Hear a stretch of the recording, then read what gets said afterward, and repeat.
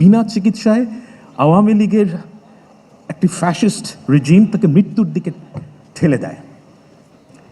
আপনি যদি অন্য তরফ থেকে দেখেন, এটা একটা গ্রেট স্যাক্রিফাইস। এবং আমি মনে করি যে বিএনপি অনেক নেতা অনেক স্যাক্রিফাইস করেছেন, কোনো অস্বীকার করার উপায় নেই, কিন্তু বেগম খালেদা জিয়া ওনার ত্যাগ সম্ভবত সবচাইতে বেশি। এই জায়গাটায় উনি অনন্য। বিশ্বাস করেন, উনি যে নাই, এটা আমার একটা কারণে সবচাইতে বেশি দুঃখ লাগে, যে উনি আমার কাছে মনে হয় যে একটা পুরনো পৃথিবীর শেষ প্রতিনিধি, আজ এ ওম্যান।